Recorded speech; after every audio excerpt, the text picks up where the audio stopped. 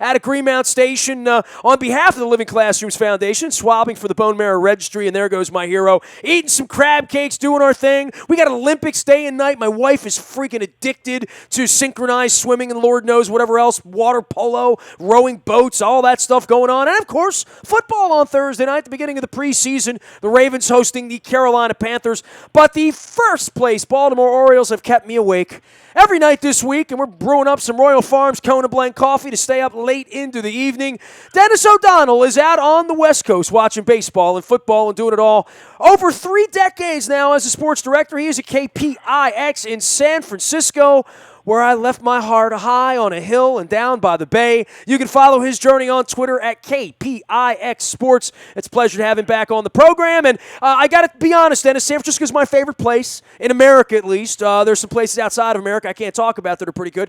But as far as being on a baseball trip, this is a hell of a week for an Oriole fan to come out there. A couple ballparks, get to see the Giants play, first place, a good team, a bad team, and probably some great food, and some sort of jacket weather, right? This is the time of the year where at nighttime, you better bring your Orioles warm-up with you, right?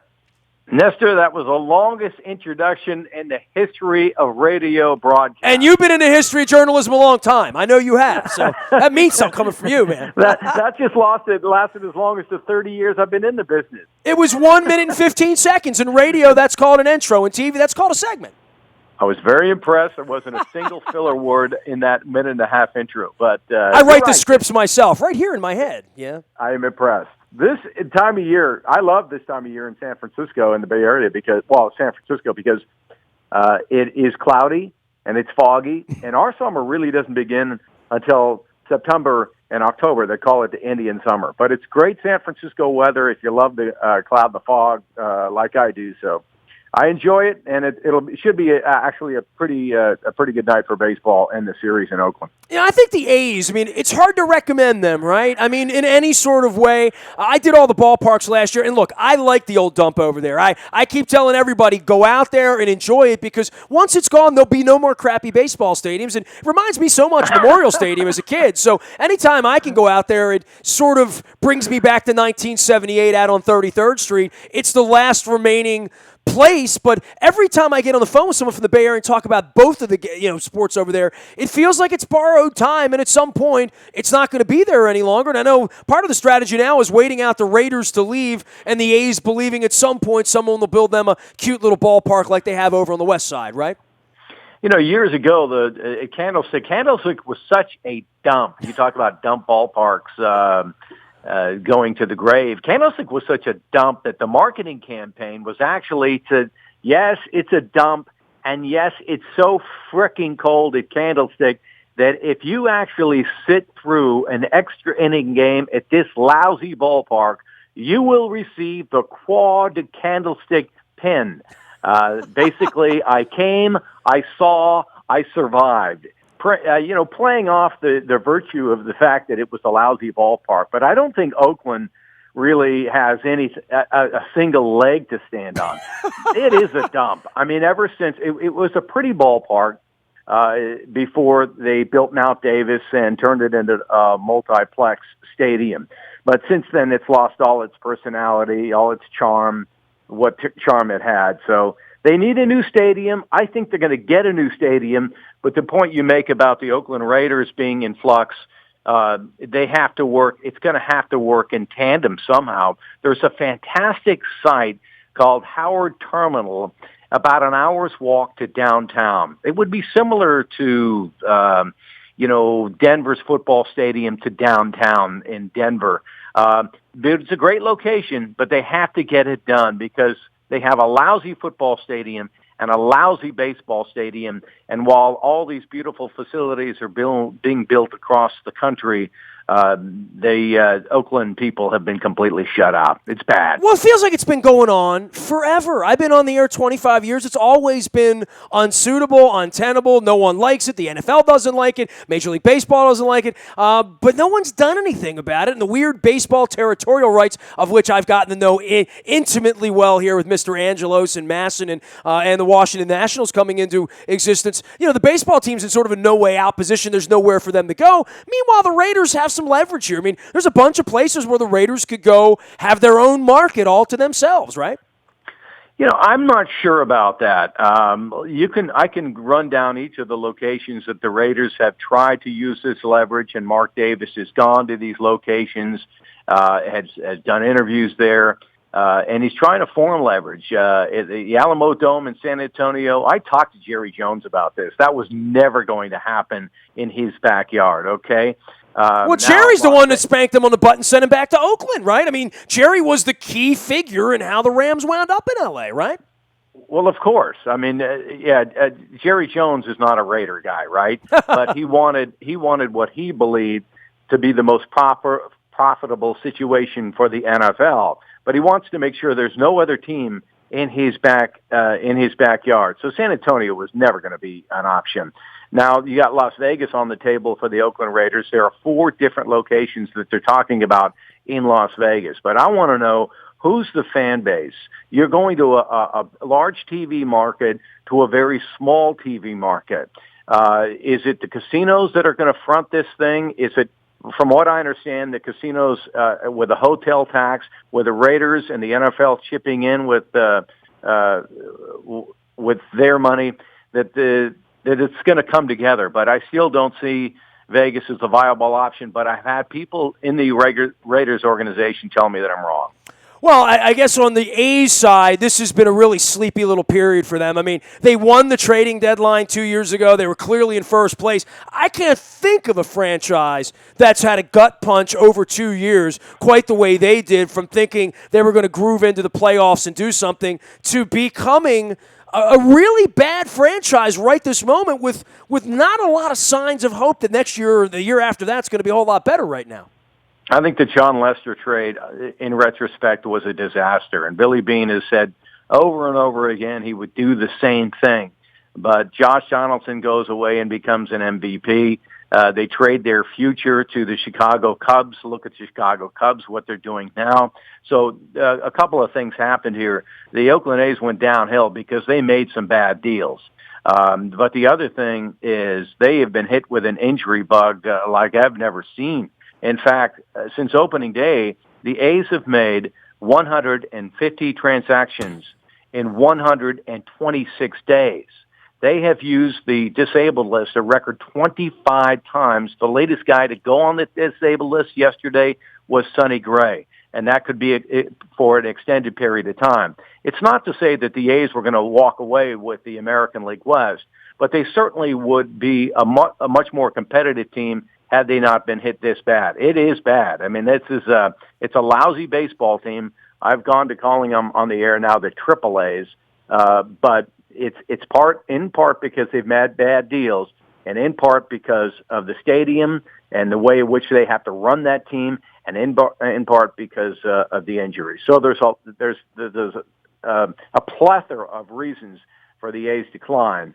And that's why they have 48 wins and 63 losses. He is Dennis O'Donnell, longtime sports director at KPIX in the Bay Area out in San Francisco. You can follow his journey out on Twitter at KPIX Sports as well. And then there are the Giants who, it's an even year, right? Who knew? We all knew. But for Oriole fans going out there this weekend, that's the opposite end. You jump on the BART, you get off at the Embarcadero, you walk around, you get some nice food, you walk over to the stadium, there's McCovey Cove, everything is shiny and beautiful, and the smell of those garlic fries is everywhere, and they got craft beers at a not so reasonable price, but it is a wonderful baseball experience there, and this year a very, very representative team.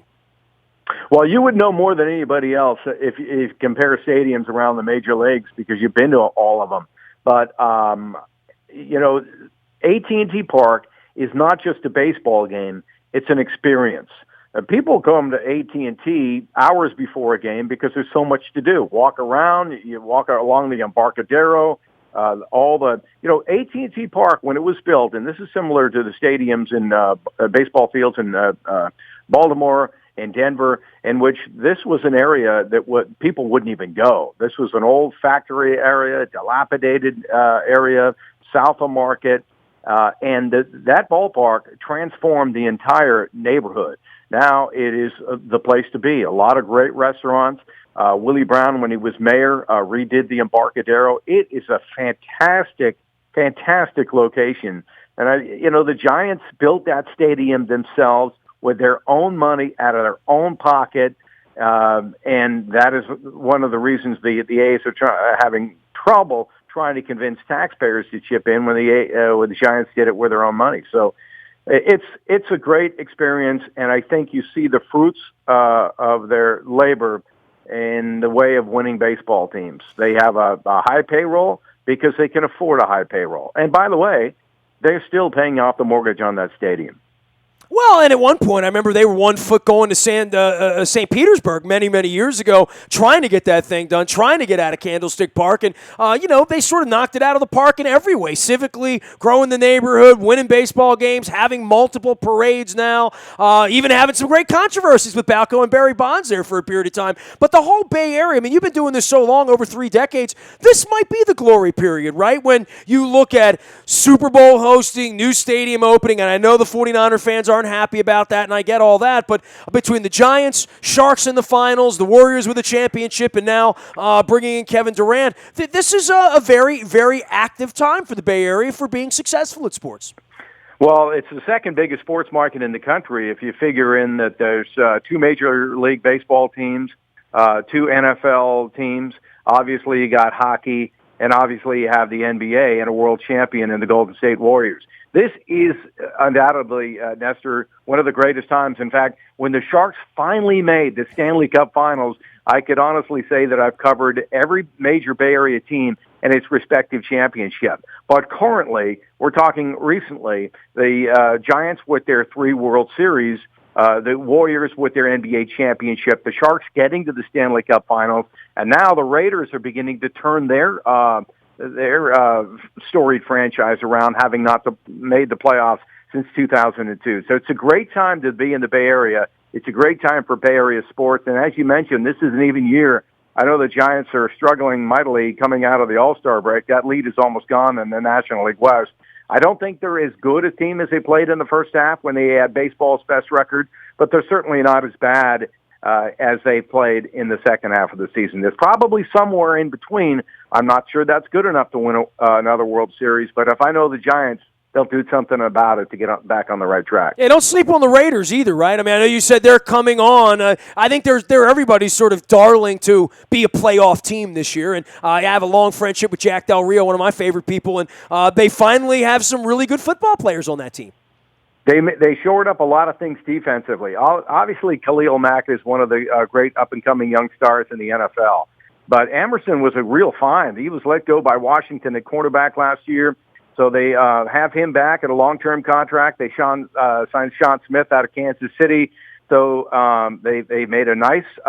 You know what makes great football teams, Nestor, is when you have a good draft, and the Raiders have had 2, possibly 3 strong drafts in a row where they're not just good football players, they're drafting Pro Bowl football players. And you compensate that with, or you complement it, I should say, with prudent free agent signings. And that's what I think the Raiders have done this year. The linebacker of Seattle, the cornerback out of Kansas City. I think they've addressed some critical needs on this football team where the defense ranked 26th against the pass last year is going to be substantially improved. Ken Norton, I think, as a D coordinator, has done a great job, just hasn't had the talent he needs. The one question is, apparently, Aldon Smith, I don't know if he'll play for the Raiders again after this latest debacle, but that being said, that team is trending upwards. I haven't mentioned Derek Carr, one of the best receiving corps in the NFL, and Amari Cooper and Michael Crabtree. I'm not sure about the running back Latavius Murray, but they got a good O-line. That team, I think, will end a playoff drought that is extended back to 2002 when they went to the Super Bowl. But I'll take the Raiders. You can have the 49ers. I got the Ravens, man, is what I got. I'm purple here all the way through, although the Raiders did take Kelechi Osemele and gave him a whole bunch of money from the Ravens in the offseason. Hey, Dennis, it was great catching up with you, man. I appreciate it. Get on out to Richmond District, out on Geary, and see my boy Julio out there at Tommy's Mexican. Have some margaritas. Enjoy all that San Francisco has to offer. I am jealous for all the Oriole fans that are going out there this weekend. Hopefully we'll see some good baseball, too. Well, I know you're going to Germany, so when you get to Munich, you go to the Hofbrauhaus and drink 3 of those tall steins for me, and we'll call it even. Just 3. Is that not 4, not 2? Okay. Well, you haven't seen the size of the stein, so get back to me after you drink it. I'm going to be in Western Germany and drinking Kolsch out of little skinny glasses, I think, and eating Spätzle or something like that. Dennis, it was great having you on, man. I appreciate it. We'll send everybody out to visit on Twitter, okay? Hey. Anytime, man. Thank you. You got it. Dennis O'Donnell, KPIX Sports Ad on Twitter. He is the sports director there, 4-time Emmy Award winner and 5-time APTRA winner for Best Sportscast in the Bay Area. And you can find him out on Twitter as well. You can find me in the Buy a Toyota Audio Vault 24 hours a day from anywhere in the world on your mobile device by downloading the TuneIn Radio app. We come in the East Bay, the West Bay, Hayward, Alameda, anywhere out there, including Towson and Baltimore here, and any part of the world that you travel that has Wi-Fi. It's fast, it's easy, it's free. Just download that TuneIn Radio app, and we do come in. Planet Fitness is there for you, $10 a month, and bringing you the WNST morning newspaper each and every morning, 7 a.m., and it's your email inbox. It's free of charge and easy to find. Headlines, box score standings, all sending you back to WNST.net. But we're doing Baltimore sports better than just about anybody, and our text service is the best in the marketplace. You will get the breaking news first when you sign up on the WNST text service. 10 years running now. Ask around. You know how good it is. It's all brought to you by Coons Ford of Security Boulevard, where they're also very good at what they do. And Dennis Colossus will be here on Thursday, driving you home from 3 until 5 and getting you ready for Ravens and Panthers. Always important preseason action for a few minutes. I am going over to the game on Thursday. I will be awake late every night this week and through the weekend as the Orioles are out in the Bay Area, the first place Baltimore Orioles in the Bay Area. I got to say that for as long as I can. Hopefully it's a little bit longer. Hopefully it's a lot longer, right? I'm Nestor. Nasty at WNST.net finds me. I am a very available individual. LinkedIn, Facebook, Twitter, Snapchat, Instagram, Facebook Live, our WNSTV channel on YouTube. We are WNST.net, AM 1570 at WNST Towson, Baltimore. And we never stop talking Baltimore sports.